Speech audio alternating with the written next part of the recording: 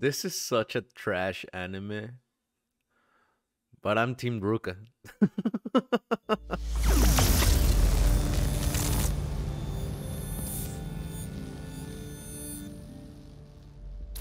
Let's just not beat around the bush anymore. What do you get when you have a protagonist that is so utterly pathetic, but yet you kind of root for him in the worst way? It's like watching NASCAR.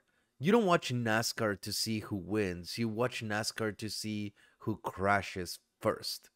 And that's kind of the appeal of Rent a Girlfriend. You're like watching this utter mess, but you can't stop watching it. I wanted to review Rent a Girlfriend in its entirety, so I'm gonna be talking about both seasons right here. And this is the best premise that I can give you. Guy that is utterly depressed and a complete failure of his life decides to spend his entire college tuition on renting a girlfriend because his now ex dumped him after just 1 month. He is somewhat obsessed and thirsty with pretty much every other girl that is not good for him. So, this main protagonist is Kazuya. Kazuya is our main protagonist here, and god damn, does he suck. Is he pathetic? But the show does something very interesting to where it kind of makes you believe that he's gonna go through a character arc, you know, that he's actually gonna learn something, that we see a loser but he's just a rising phoenix from the ashes. And then, like, yeah, it doesn't. Now I have to give mad respect to Chizuru is like the main, the renting girlfriend in this scenario. Chizuru, I've always thought that she was in a way overrated, and here I go with my shit opinion, I guess, and I'm ready for the comments, so lay it on me. But she's not like the best girl. She's just a very hardworking woman, and I respect her for it, honestly. Like, I think she has a lot of props, and in a way, Rent a Girlfriend gives you this sensation that you might actually get to see these characters evolve into something. But no, from the very beginning, you have Chizuru being like firm about where she stands, and then on second season, you're like, oh yeah, we're still here, we're still the same. Like, maybe there's a little bit of emotional development, but it gets completely erased or overshadowed the next episode with something else. Then we have the best girl in this fucking series, Ruka. Ruka is this girl that has the curse of a very beautiful girl that is like obviously the best one, but has short hair. So that's literally it. And she's like all over fucking Kazuya for some reason, but he is like, no, completely obsessed with the fucking toxicity that is either his ex or just the fact that he is not getting his mommy issues resolved with Chizuru. We have other girls, but they're really not that relevant to the story. And on that note, nothing really is.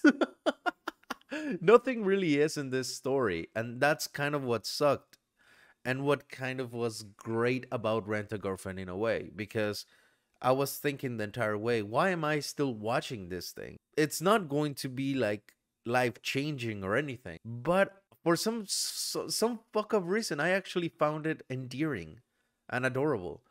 But because of what I said earlier, I'm watching it for the crash and burn. I'm not watching it to ever recommend it to someone. So long story short, Rent a Girlfriend is a story that I would not recommend to watch if you want to learn something or just for the character development wise. But if you have nothing else going on in your life and you just want to watch a mindless show and get frustrated at a protagonist that clearly has no clue or social skills whatsoever, then Rent a Girlfriend would be for you. Was it for me? Not that much. I might tune in for season 3 if that ever happens, but it will be definitely not as hyped as season 2, which was me expecting it to be the change, the redeeming arc of the setup of these characters in season 1. So, slapping this bad boy into the tentacle meter, I'm going to give it a 6.5 suction cups out of 10. Again, it has some good moments to where it fools you into thinking that the characters will have some redeemable qualities, and the characters are endearing enough that you kind of like it. But at the end of the day, it's not a great story. Also, mind you, when I watched this anime, I watched it in the dub Spanish version, and I just want to say mad props to the dubbing in Spanish because it's so damn good. It almost made me forget that the story is shit. So yeah, I just wanted to say mad props to the Spanish dub team because it was a delicacy. Alright guys, let me know in the comments down below what other things you want me to review, what other things you want me to talk about. Like and subscribe and do all that cringy shit that all YouTubers ask you to do. And I'll see you in the next Tako review. Bye.